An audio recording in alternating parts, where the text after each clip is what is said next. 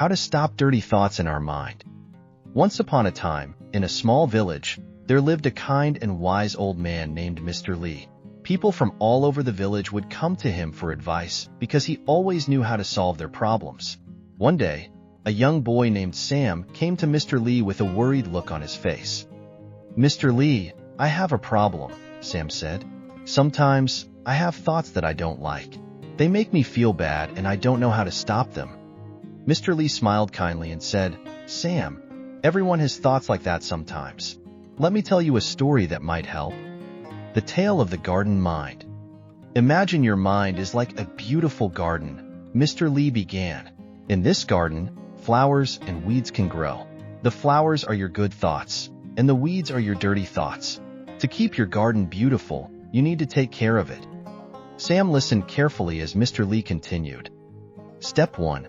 Acknowledge the weeds.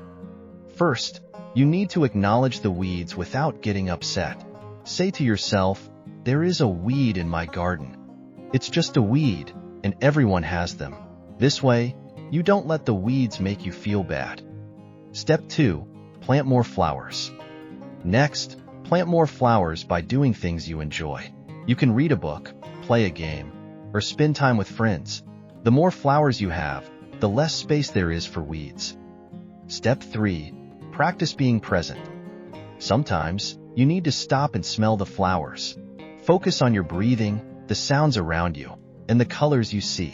This helps you enjoy the present moment and not worry about the weeds. Step 4. Share with others.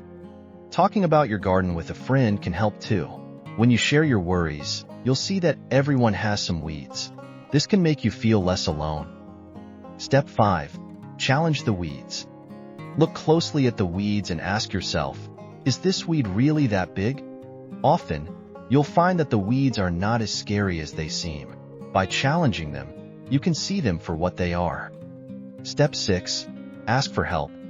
If the weeds grow too much, don't be afraid to ask a gardener for help.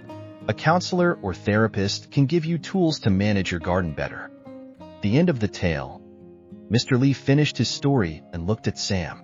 Remember, Sam, you are the gardener of your mind. With these steps, you can keep your garden beautiful and not let the weeds take over. Sam smiled, feeling much better. He thanked Mr. Lee and went home, ready to take care of his garden mind. And so, Sam learned how to manage his thoughts, just like we can. By acknowledging our thoughts, keeping busy with things we love, being present, sharing with friends, challenging our thoughts, and seeking help when needed, we can all keep our minds healthy and happy.